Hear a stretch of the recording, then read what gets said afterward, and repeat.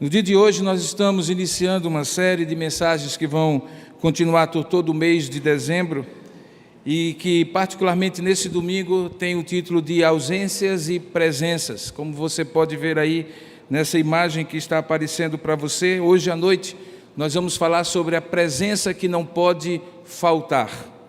Pela manhã, quando eu falei sobre as ausências mais sentidas da experiência humana, a partir do texto de Gênesis capítulo 2, eu tentei demonstrar a partir da palavra de Deus que quando falta sentido ou propósito na vida, quando falta relacionamentos significativos, quando falta construção de contextos produtivos, realizadores na vida, a gente tem uma sensação, uma percepção contínua de que algo está faltando, existe uma ausência muito sentida, ou vários tipos de ausência muito sentidas, que tornam a vida entediante, que tornam a vida entristecida, cheia de vazios, exatamente aquilo que infelizmente tem sido uma característica dos dias de hoje.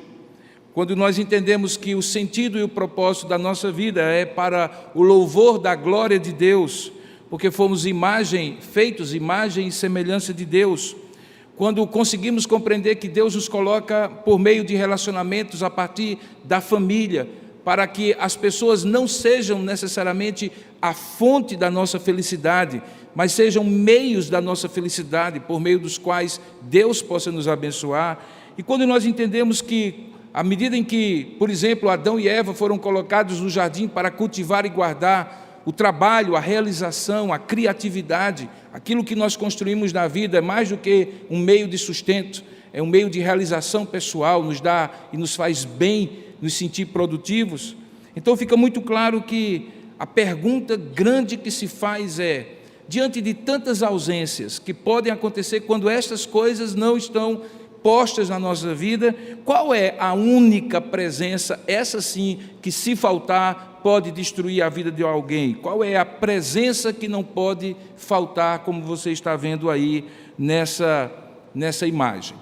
3 pensadores tentaram dizer que esta presença que não pode faltar é uma presença que tem por nome, ou que lhe foi dado o nome Deus, mas que na verdade ele não existe. Quando Freud, Marx e Nietzsche, os chamados mestres da suspeita, aqueles que em determinados momentos da história lançaram dúvidas sobre aquilo que parecia estar posto na mente das pessoas, que Deus existe, e começaram a lançar uma certa desconfiança que talvez ele de fato não exista, e as razões para que ele seja crido, pensado, confiado, criado pelo ser humano, são na verdade razões que não têm nada a ver com uma revelação dele, com uma existência dele, mas com algo que o homem cria, um Deus à sua imagem e semelhança. Quando isso acontece, uma grande suspeição se instalou na maneira das pessoas pensarem, de modo que muitas vezes precisam provar ou tentar provar naquilo que elas não acreditam existir. Foi Freud que disse que a ilusão acerca de Deus é uma ilusão que deriva de uma necessidade de nós atendermos a desejos inconscientes de algo que nos proteja, que seja maior do que nós. É como se nós projetássemos para uma figura divina aquilo que nós não conseguimos achar nem construir no mundo. Quando Nietzsche diz que Deus morreu e que, na verdade, quando Deus morreu, fomos nós que matamos Deus na medida em que fizemos dele algo que não existe, que na verdade não pode atender todas as necessidades, daí, segundo ele, as multiplicidades de religiões. Quando Marx fala que, na verdade, Deus é uma criação capitalista para que você possa submeter-se a determinados padrões de comportamento, de produção de capital, para que então você esteja subordinado a uma classe superior, você como um proletário, um trabalhador. Todas esses pensamentos, esses postulados, colocaram em xeque se a presença que não pode faltar seria Deus. Mas como nós vamos ver hoje, de fato, a presença que não pode faltar e que estrutura a vida humana, e que é tão notória e clara quando nós celebramos, por exemplo, a cada fim de ano, a vinda do Redentor, a vinda de Jesus Cristo, sem dúvida alguma essa presença que não pode faltar é Deus. E nós vamos buscar amparo na Escritura, naquilo que a Escritura nos revela acerca dessas verdades, num dos textos ou num dos livros mais ácidos, mais pessimistas, por incrível que pareça, que a Bíblia tem, que é o livro de Eclesiastes. Quando o pregador, Salomão, depois de na sua juventude ter demonstrado tanto fervor para com Deus, tanta alegria em conhecer e crer e confiar e servir a Deus, ao fim da sua vida, parece que desgastado pelas muitas lutas e embates que ele tinha passado, pelas muitas coisas que ele tinha buscado, desejado e conseguido, ele chega à conclusão que tudo é vaidade, que é vaidade das vaidades e que nada tem valor.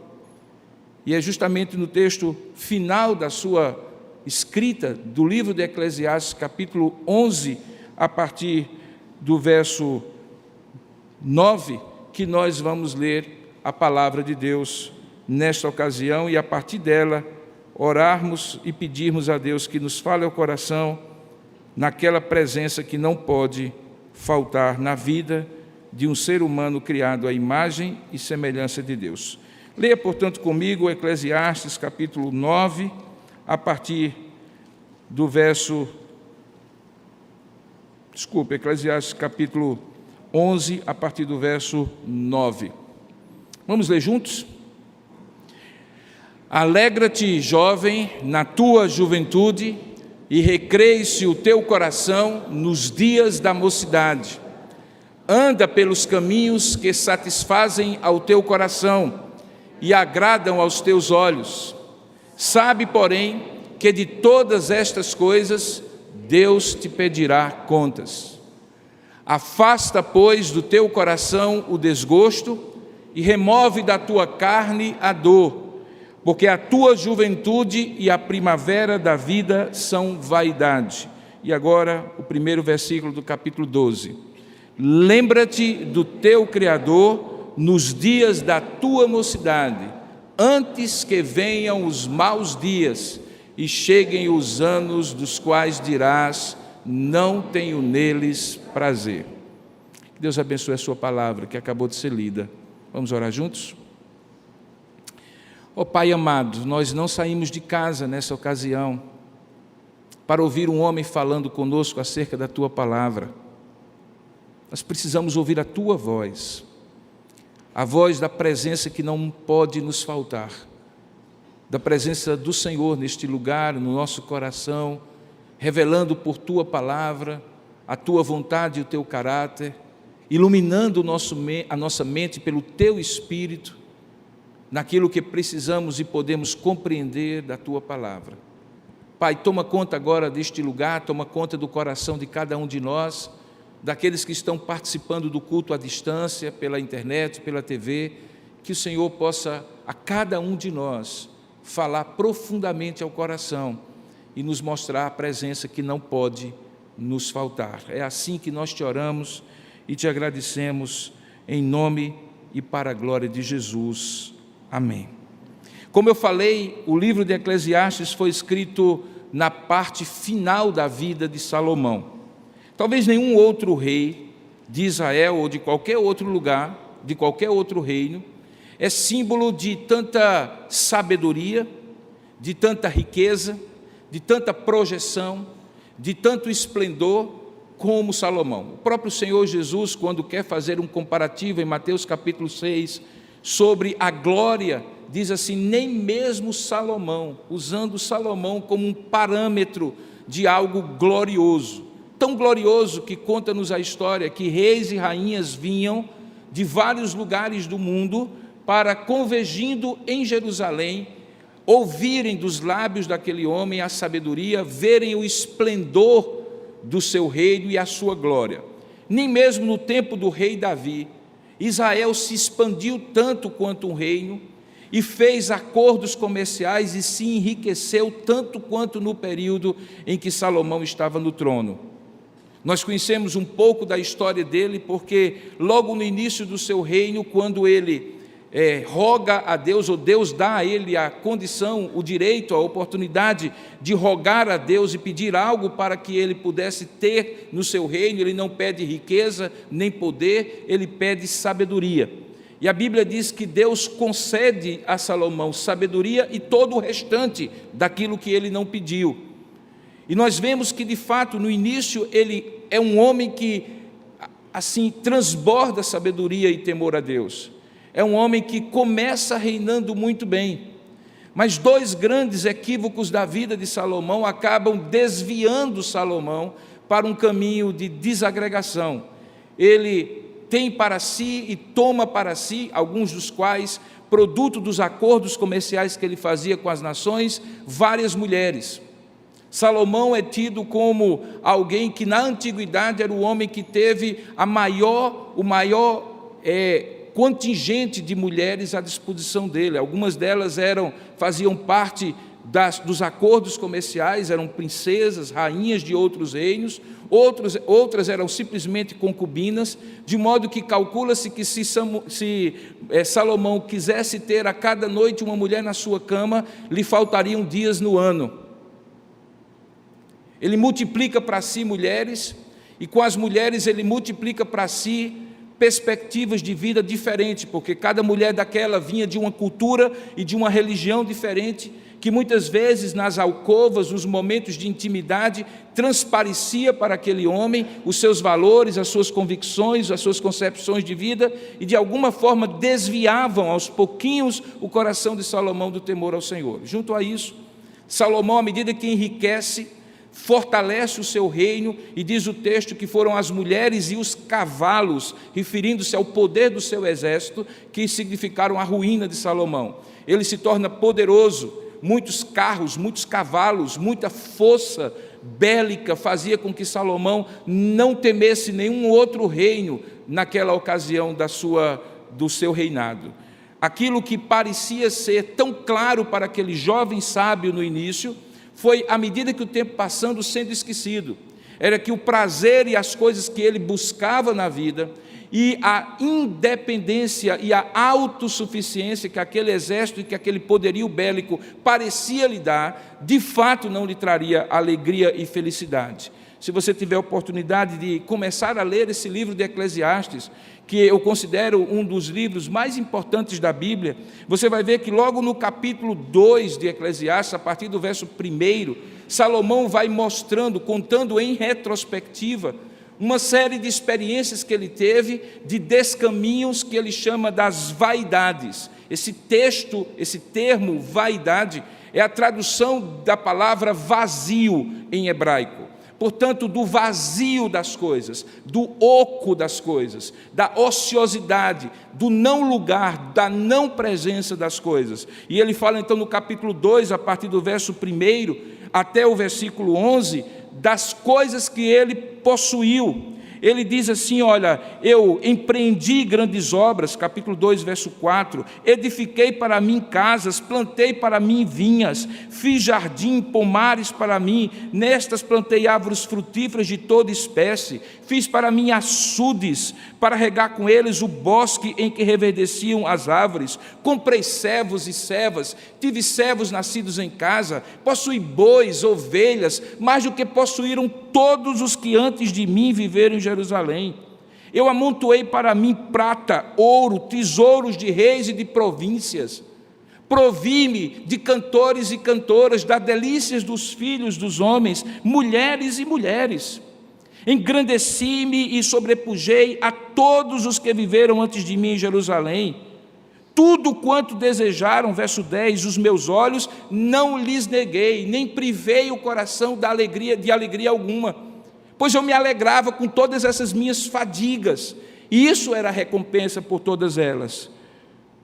Considerei todas as obras que fizeram as minhas mãos, e quando avaliei como tinha sido o trabalho que eu com fadigas havia feito, e eis que a minha conclusão é que tudo era vaidade, e correr atrás do vento, e nenhum proveito havia debaixo do sol por causa dessas coisas. Logo depois, ele vai para uma outra esfera da sua vida, quando ele busca na sabedoria e no conhecimento uma completude, uma presença que não podia lhe faltar. Ele diz então no verso 12: então eu passei, depois de tudo isso, ou simultaneamente a tudo isso, a considerar a sabedoria e a loucura.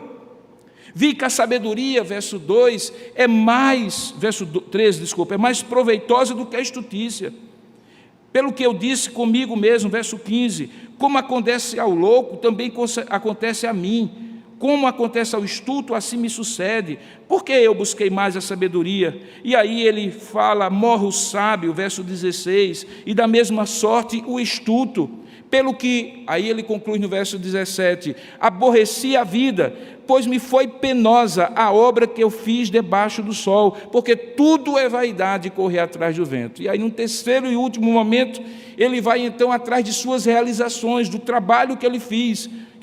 Então, no verso 18, ele diz, também aborreci todo o meu trabalho, com que me afadiguei debaixo do sol, visto que o ganho que eu havia de deixar seria um ganho para quem viesse depois de mim. Me empenhei, verso 20, por todo o meu coração, se desesperou por todo o trabalho com que eu me afadiguei debaixo do sol, e vi que tudo isso era vaidade da vaidade. Era essa a conclusão de Salomão. Ele buscou então na sabedoria e no conhecimento e não encontrou a presença que não lhe podia faltar. Ele buscou nas posses e realizações a presença que não poderia faltar e não foi suficiente. Ele buscou nos prazeres do mundo aquilo que poderia lhe trazer contentamento, distração dessas lutas da vida, e isso não lhe trouxe contentamento. Chega então a um ponto que Salomão diz assim, olha, tudo é vaidade, e não há sentido algum. E se você parasse a leitura a partir desse momento, ou neste momento, você então chegaria à conclusão que de fato Deus morreu na vida de Salomão, como Nietzsche falou. Que de fato ele buscou uma ilusão e Deus era apenas um pretexto para ele se tornar essa pessoa que ele estava se tornando. E que na verdade ele fazia parte de um propósito que não entendia e que ele buscava encontrar e preencher o vazio do seu coração, mas tudo tinha sido inútil. É nesse ponto então que as constatações de Salomão se encontram no final do seu livro com uma verdade que revela exatamente aquela presença que não lhe pode faltar.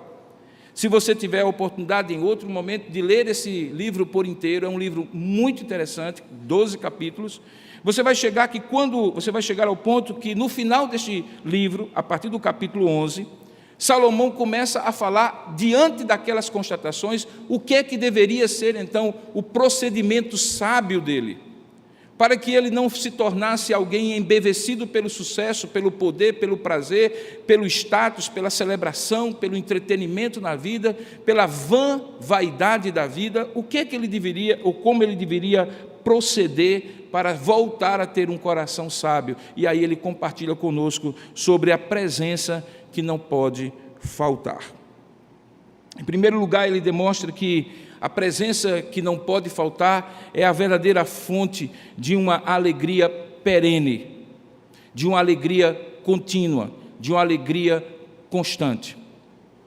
Ele diz assim, alegra-te, está no imperativo, está como uma ordem. Ele diz não como uma concessão ou como uma opção, mas ele diz, alegra-te, jovem. E ele se dirige aos jovens, meio que numa reminiscência de quando ele era jovem, e se ele tivesse aprendido essa lição, como seria diferente? Talvez ele estivesse ecoando aqueles versos daquela música bonita de antigamente que dizia, esses moços, pobres moços, se soubessem o que eu sei. E aí ele lembra isso e diz, jovem, alegre-se. Alegre-se em quê? Alegre-se na tua juventude e recreie-se o teu coração nos dias da mocidade. E repete na poesia hebraica, anda pelos caminhos que satisfazem o teu coração e agradam aos teus olhos. Em outras palavras, ele está dizendo que existe sim uma alegria, existe sim uma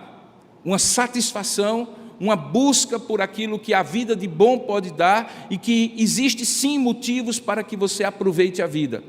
Mas veja que no final do versículo ele coloca o limite para isso. Ele diz assim, sabe, porém, que de todas estas coisas Deus te pedirá contas. Em outras palavras, o limite da alegria da vida está na exata proporção daquilo que não fere ao caráter, à santidade e à vontade de Deus para a sua vida.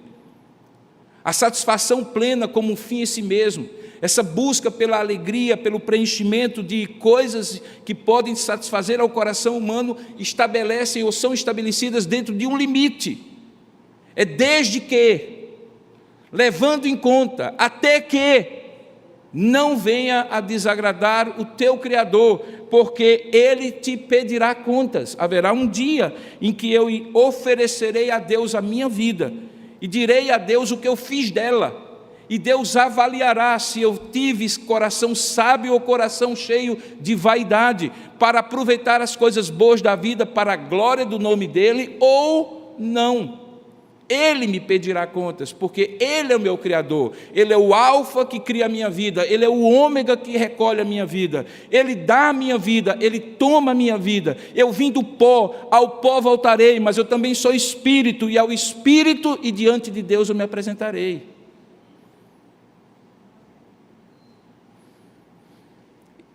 O que Salomão estava constatando ali é o que João Calvino, depois de muitos anos, diz assim: que o coração do homem é uma fábrica de ídolos, e cada um de nós é, desde o ventre materno, capaz de criar ídolos que tentem satisfazer o coração humano. Ken Sande, falando sobre essa capacidade humana de ter as coisas boas da vida, mas torná-las em ídolos, sem levar em conta o Criador, diz as seguintes palavras: em termos bíblicos, um ídolo é alguma coisa que não Deus, na qual dedicamos ou para a qual dedicamos o nosso coração, a qual nos motiva a viver, acordar de manhãzinha com alegria e desejo de viver, e que nos controla ou governa, e de certa maneira a quem nós servimos. Se você olhar direitinho, você entende então que esse coração humano, que é capaz de fomentar ídolos, é um coração que exclui da sua vida a presença que não pode faltar. Da mesma maneira que o movimento inverso é verdade. À medida em que essa presença que não pode faltar é centralizada no coração humano, esses ídolos que tentam dominar nossas emoções, nossas escolhas, nossas razões, são expulsos da nossa vida. Porque aquilo que não pode faltar torna desnecessário qualquer coisa que pode faltar. O tema dessa mensagem, a presença que não pode faltar, poderia também ser tido como a exclusividade de Deus para preencher o coração humano. Porque é exatamente isso que está sendo dito. É que quando Deus preenche o coração humano, todas as outras coisas, por melhores que sejam, por mais satisfatórias que sejam, por mais produtivas que sejam, por mais encantadoras que sejam, por mais fascinantes que sejam, elas podem, no máximo, ter um papel de coadjuvante, como um meio para nos dar certas alegrias na vida, para que Deus as use para a nossa satisfação, mas jamais como centro da nossa vida, porque a presença que não pode faltar e que nos conduz a uma alegria perene e contínua é a presença de Deus, é a presença do Criador.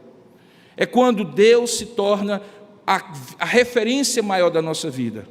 Quando nós temos um viver teorreferente, um viver que tem Deus como a referência. E passamos a viver soli Deo glória, para a glória de Deus. E Deus então satisfaz o nosso coração com aquilo que nós damos glória a Ele. Talvez uma das cenas mais gloriosas do cinema, de muitos anos atrás, se você não assistiu, eu recomendo que você assista, é o filme Carruagens de Fogo, que conta a história de um atleta cristão que vai à Olimpíada e não vai para a competição final da prova de 100 metros rasos, a prova rainha do atletismo olímpico, porque cai num domingo. E ele, como um cristão bastante convicto de que o domingo é dia do Senhor, ele não queria, naquela época, imaginar-se correndo naquela corrida para a sua própria glória. E ele não teria glória se a glória de Deus, pela quebra do mandamento de santificar o dia do Senhor, não tivesse em primeiro lugar. E há um trecho do filme que é muito curioso e muito interessante, que na verdade é um resumo de toda a ideia do filme. É quando ele, explicando para o seu concorrente direto, que vai para a final, porque quando ele se omite, quando ele decide não ir, este que estava em segundo lugar acaba concorrendo, ele vai explicar àquele da sua própria equipe por que não ia correr. E ele disse assim: para mim, a única satisfação que vale a pena na vida é a satisfação que vem a glorificar a Deus, porque eu vivo soli Deo glória.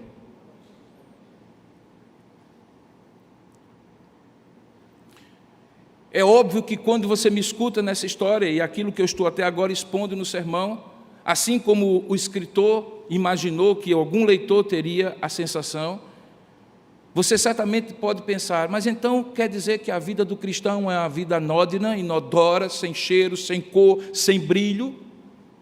Você quer dizer então que não há prazer na vida, que a vida do cristão tem absoluto ascetismo e não há nada na vida que a gente possa aproveitar porque tudo é vaidade? Não. E para responder isso, ele vai então ao verso seguinte.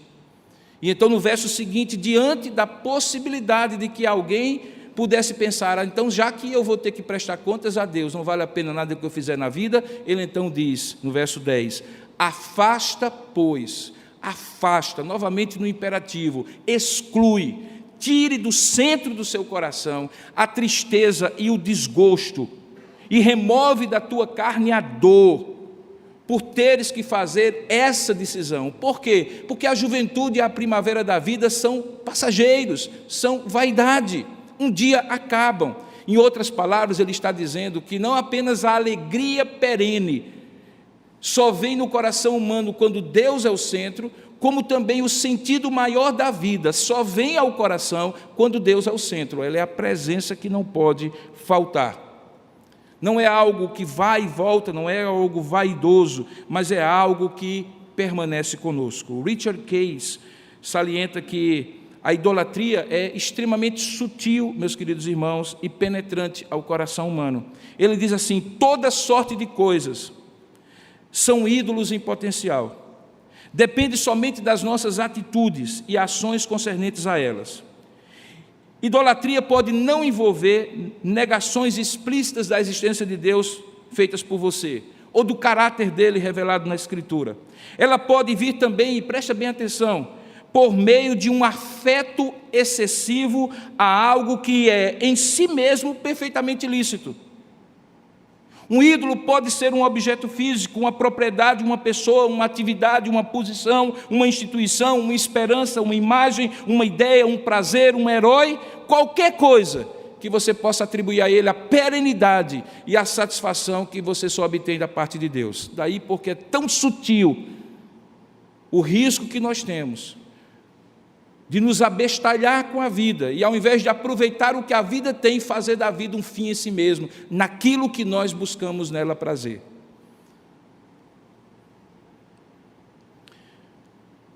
Ele então diz: se você sente esse peso, de que você vai ter que abrir mão disso, de que você vai ficar muito triste, que vai ficar sem graça, que a vida vai perder sentido, se você abrir mão disso, afaste, pois, do seu coração o desgosto e remova da sua carne a dor. Porque deixa eu lhe dizer, tudo, inclusive a juventude e a primavera da vida, são vaidade, vão passar de uma forma ou de outra. João Calvino novamente nos diz o seguinte: o mal dos nossos desejos necessariamente não repousa no que queremos, mas da intensidade do que desejamos. Em outras palavras, desejar ter um bom padrão de vida, ok. Desejar tudo que você gostaria de comer na vida, saborear na vida, ver com os seus olhos, ok.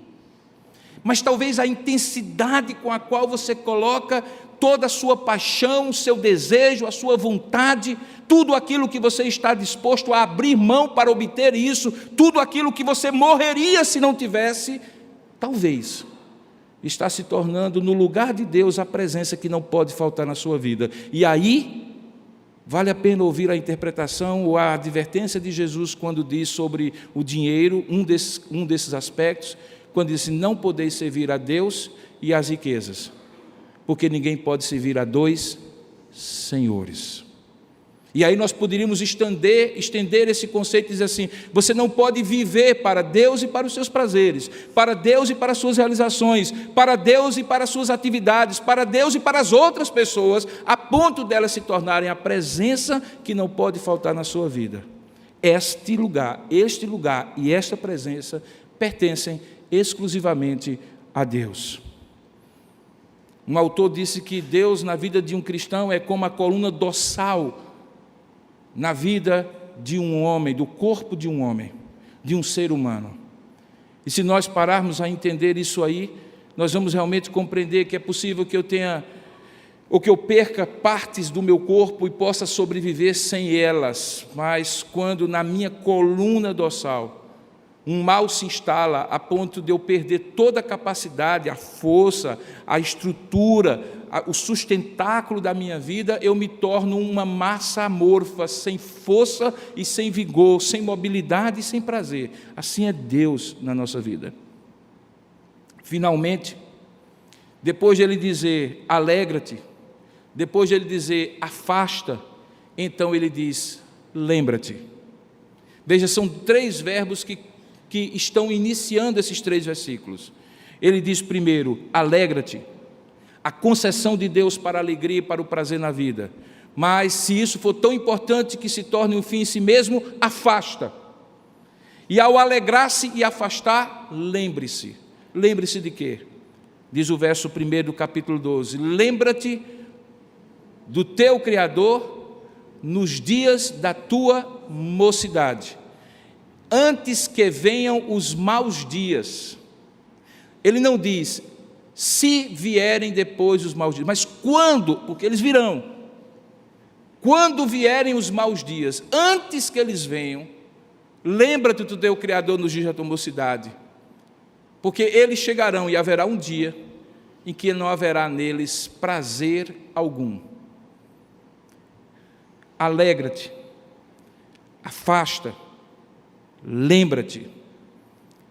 Veja que ele começa do estado em que eu sou atraído a estar e a fazer, alegrar-me. Todos nós queremos ser felizes, todos nós queremos ser alegres, todos nós queremos satisfação na vida. Eu não conheço ninguém que diz assim, rapaz, eu quero ter uma vida desgraçada. Eu só quero ter dor e sofrimento. Eu só quero ter tristeza e problema. Eu não conheço ninguém que seja mentalmente saudável e que diga assim, eu quero ter uma vida desgraçada. Todos nós partimos do pressuposto que nós queremos ser felizes na vida, alegres na vida, ter boas experiências da vida, ter um bom repertório de boas lembranças da vida. E é a partir disso que o sábio Salomão parte. Ele diz, tudo bem, alegre-se, mas afaste do seu coração a tristeza que é decorrente de fazer dessas coisas um fim em si mesmo, porque elas são vaidade. E nesse processo de se alegrar e afastar, lembre-se em absoluto sentido de quem ou de onde você veio. Você veio do seu Criador, e é muito proposital, muito proposital, que Deus seja chamado aqui por Salomão de o Criador, a origem de todas as coisas, porque nos remete àquilo que nós falamos pela manhã, quando começamos esse sermão duplicado, esse sermão de 2 partes. Quando eu falei sobre a necessidade do homem encontrar em Deus o sentido maior e mais profundo e o propósito mais realizador de vida. É porque nós somos criados para isso, para o louvor da sua glória. Lembra-te do teu Criador enquanto é tempo. Nos dias da tua mocidade, é mais ou menos assim, enquanto é tempo. De modo que se você conheceu o Senhor já com mais idade, talvez a sua mocidade não foi tão bem aproveitada, mas ainda é tempo. Ainda é tempo de você lembrar-se do seu Criador nos dias da sua mocidade. Antes que venham e cheguem os anos dos quais dirás, não tenho neles prazer. A presença, portanto, que não pode faltar, tudo que você não pode deixar de ter, tudo que você não pode deixar que você pode abrir mão, que você não precisa reter na sua mão como algo que pode lhe dar a extrema felicidade e o prazer da vida, é a presença do Criador na sua existência. Ele estrutura quem você é, Ele dá significado à sua vida, e Ele responde à pergunta: qual é a presença que não pode faltar? A presença que não pode faltar sou eu na sua vida. É essa a resposta que Ele lhe dá.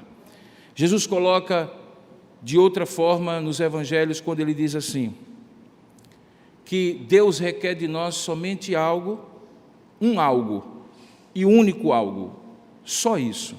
Ele diz assim: filho meu, dá-me o teu coração. O centro, não a periferia, o principal, não o resto, a essência, não apenas a forma e a aparência, o conteúdo e não apenas aquilo que os outros veem. Eu sei que você já deve ter visto em algum vídeo da internet ou em alguma história a ilustração com a qual eu encerro o meu sermão de hoje. Dizem que certa vez um professor quis mostrar aos alunos o que era essencial e o que era secundário na vida. O que deveria estar em primeiro lugar na vida deles, deveria ter prioridade, e o que não deveria ser primeiramente buscado, primeiramente feito e assim por diante. E então ele pensou que a melhor maneira de fazer isso era pegar um grande jarro transparente e colocar sobre a mesa da sua sala de aula, com várias pedras de vários tamanhos e formatos, e convidar os alunos a tentar colocar o máximo de pedras que estavam ali disponíveis sobre a mesa dentro daquele vaso de vidro. E alguns começaram a pegar as pedrinhas menores e as pedrinhas que pareciam ser mais fáceis de colocar, e começaram a colocar, e o vaso começou a ser preenchido, até que as pedras maiores começaram a ficar por último, e as pedras maiores começaram a ter dificuldades de serem postas no vaso, porque o espaço já estava preenchido, e não havia como quebrar as pedras, e então elas já eram grandes o suficiente para tentar ocupar o espaço dentro daquele vaso.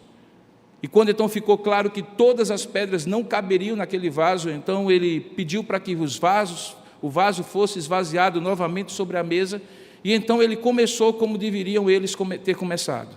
Ele pegou a pedra maior e colocou primeiro, depois ele colocou a segunda pedra maior, depois ele colocou a terceira, e foi numa escala decrescente de tamanho, colocando aquelas pedras. E quando a borda já estava por cima e quase não cabia mais, então ele deu uma mexida, e então as pedras foram se arrumando dentro do vaso, e as pequenas foram se encaixando nos espaços entre as grandes, e então o vaso ficou completamente cheio, e não sobrou nenhuma pedra do lado, porque as pedras maiores e mais importantes, a que deveriam ocupar mais espaço e que não poderiam ser quebradas, desmembradas ou divididas, foram primeiro colocadas. Salomão está nos convidando, queridos irmãos, para preencher o nosso vaso com as pedras maiores. E existe uma que precisa estar em primeiro lugar, porque ela é a maior de todas, ela não pode ser quebrada, ela não pode ser dividida. As outras se encaixam nela, ela não se encaixa nas outras, porque ela é o centro da nossa vida, e esta ilustração nos revela qual é a nossa prioridade. A nossa prioridade é que Deus tenha o primeiro lugar na nossa vida. E sabe de uma coisa? Quando nós erramos isso, e nós frequentemente erramos, viu? Amanhã talvez você erre sobre isso, talvez amanhã eu erre sobre isso. Vou começar meu dia e a minha semana, vou fazer uma conta e dizer assim: eu tenho poucas coisas, ou melhor, eu tenho muitas coisas para fazer ainda em 2018, em pouco tempo que me resta. Então eu vou fazer uma lista enorme de atividades, uma agenda super cheia de coisas. Dizem que o período do ano mais estressante, mais cansativo, em que as pessoas ficam mais agitadas, deveria ser o período em que as pessoas se dedicassem a menos coisas, mas as pessoas se dedicam a mais coisas. Você não dá conta de ir a todas as confraternizações, ir a todos os lugares, comparecer a todos os eventos, fazer todas as coisas. Parece que o calendário de 31 parece uma contagem regressiva que vai lhe impondo pressão, e você então vai enchendo o vaso de muitas coisinhas. E aí o que é fundamental não está lá dentro. Eu lhe convido a fazer o inverso. E sabe o que acontece? É que quando você não aceita esse convite que eu estou fazendo em nome de Deus, porque é Deus, na verdade, que Ele convida, quando Ele diz, alegre-se, mas afaste, e lembre-se. Alegre-se, mas afaste, e lembre-se. Sabe o que acontece? Ele pega o vaso inteiro da sua vida, com as mãos pelo lado de fora, e dá umas sacudidas, para reajustar suas prioridades, para fazer com que as coisas venham para os devidos lugares. E essa mão de Deus não é uma mão de juízo, porque Ele não está quebrando o vaso, Ele está sacudindo, fazendo aquilo que nós chamamos de freio de arrumação. Isso às vezes vem por intermédio de uma doença que abate sobre nós e que nós pensamos assim, de que valeu tudo o que eu fiz se agora eu estou no leito de dor. Ou às vezes pela perda de alguém com quem a gente deveria ter aproveitado muito mais a vida, e a gente olha e diz assim, como eu fui tão tolo de não aproveitar essa vida dessa pessoa. Ou das oportunidades da vida, da vitalidade da vida, da oportunidade de se vir a Deus enquanto é jovem, enquanto se tem tempo, enquanto se tem oportunidade, enquanto se tem chance. E Deus então só sacode aquele vaso, e as pedras têm que descer, e elas vão para o lugar. Se você for dele, elas vão para o lugar. Se você não for dele, o vaso se quebra. E aí você perde o vaso, que é a vida, e perde as prioridades que Deus queria que você tivesse na vida. Que isso tal não aconteça com você. Que você compreenda que há uma ordem de Deus, aproveite a vida e alegre-se com a vida. Em outros textos aqui a Bíblia diz que você deve se alegrar com a mulher da sua mocidade. Bom, Salomão levou a extremos e colocou no plural e deu problema. A Bíblia diz que você se deu o direito de aproveitar as coisas boas da vida, mas Salomão foi além e se embeveceu e se embriagou com os prazeres da vida, até que chegou um ponto que Deus deu uma sacudida na vida dele, e no final da vida ele faz essa reflexão, que serve de advertência para todos nós. Lembre-se, entre ausências e presenças, entre as ausências mais sentidas na experiência humana e a presença que não pode faltar na sua vida, Deus é a presença que não pode faltar na sua vida. Que Deus o abençoe. Amém.